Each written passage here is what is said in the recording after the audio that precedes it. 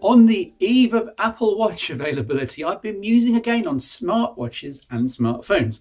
Where exactly do I stand? Or more appositely, where would you stand or walk to use a smartwatch physically? Let me explain. Moving a number of smartphone functions to an always worn smartwatch, and don't worry, I don't normally carry two around. In theory, it's a natural evolution, just as moving functions from the desktop to the smartphone became possible in the last decade. Smaller and lighter and so on. I get it, and I've been living with the two main varieties of smartwatch here, Pebble and Android Wear, both paired to separate Android smartphones like this for the last few weeks to see what works and what doesn't. Cutting to the chase, a lot comes down to how and when you'd actually use a smartwatch. Many people have dismissed the concept as a solution looking for a problem, but this isn't entirely fair. To me, the smartwatch is about taking the most urgent or time-sensitive 10% of a smartphone's functions and surfacing them on the watch instead to save taking a phone out of a pocket or a case.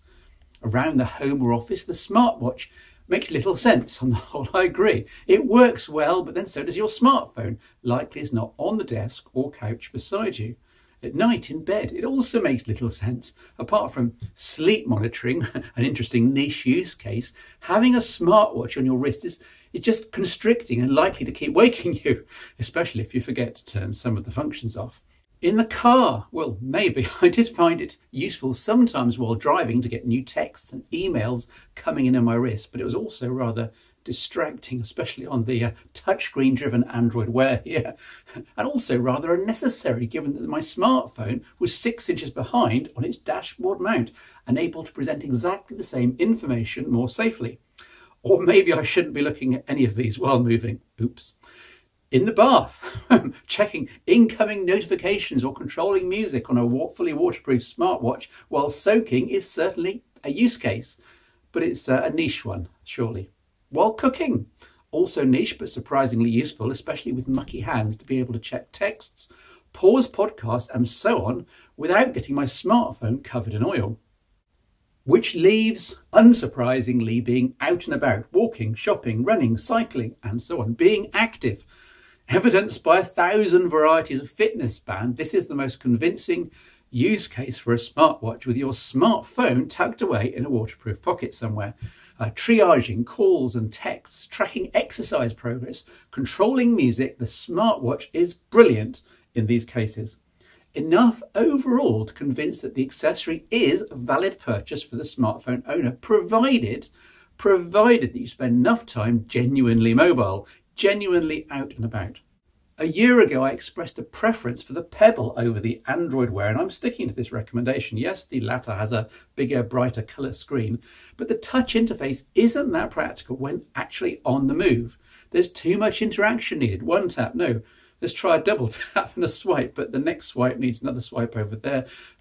And usually you have to stop walking or running in order to get the watch to do exactly what you wanted to do. In contrast, the Pebble is purely and unashamedly old school, button driven, meaning your fingers can control it without looking a lot of the time. And even when you do have to interact with the screen, your fingers can be on the buttons ready before you look, and they can be dismissing something or actioning something even after your eyes have looked away, perhaps looking back at the pavement in front of you and therefore not falling down that particular pothole.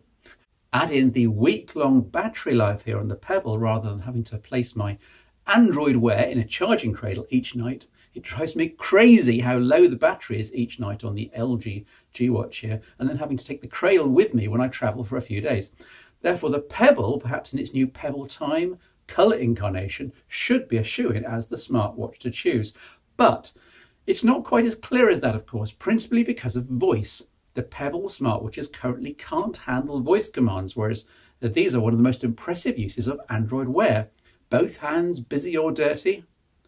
OK Google, send text to Dave. I'm running late, but we'll be there in 30 minutes. And it's done. The new Apple Watch seems closest to Android Wear in terms of ambition and functions and battery life, but at the prices being quoted, no, I won't be buying one. Have I helped you overall in terms of deciding whether you need a smartwatch, and if so, which one to get? Maybe. For me personally, not having to keep charging it once a week at most, and the sight unseen button interface mean that the Pebble is still more useful. I'm often on the move walking or doing chores, and the Pebble's a lot cheaper too, of course. On the other hand, if you're often still enough and able to give the smartwatch your full undivided attention, then Android Wear may be a better fit, and you'll gain the voice stuff as a bonus. Of course, I should mention that there are some platform restrictions too. The Apple Watch will be iOS only. Android Wear is Android only. Pebble works with both.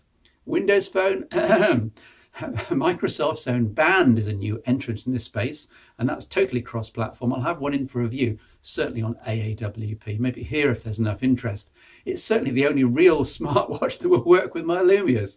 Comments welcome on all this if you want to have your say. We'll cover the best of the comments in the Phone Show Chat podcast.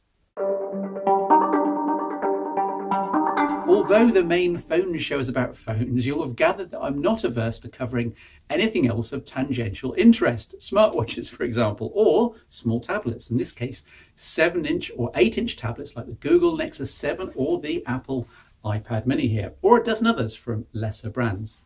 I've been featuring every now and then some of my favourite Pro Porter products as a part-time sponsor. They send over accessories for review, and if I like them, I cover them. In this case, the Frankie II, yeah, I know, universal stand case for mini tablets. The bump says genuine leather, and I'm sure that's in the mix, but the outer surfaces are heavily textured and really rather grippy. With the solid linings and the leather thickness, there's quite a bit of protection here. In my case, using my iPad mini, the corner stays are very high quality rubber, and the tablet is better secured than you might think.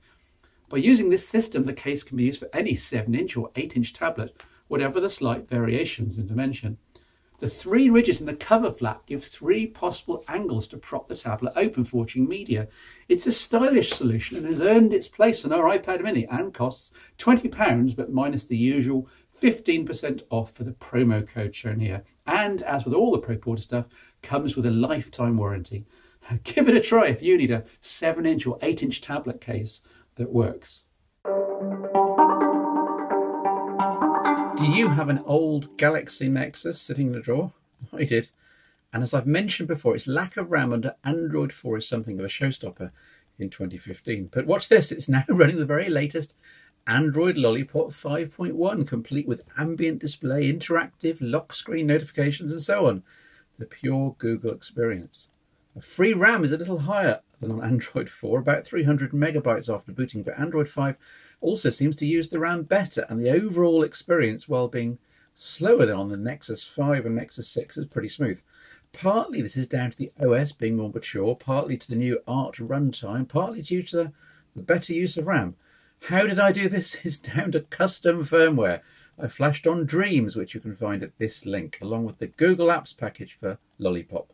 And it does indeed work like a dream, as long as you don't expect too much. If you're geeky enough to know how to flash firmware onto Android, then go for it.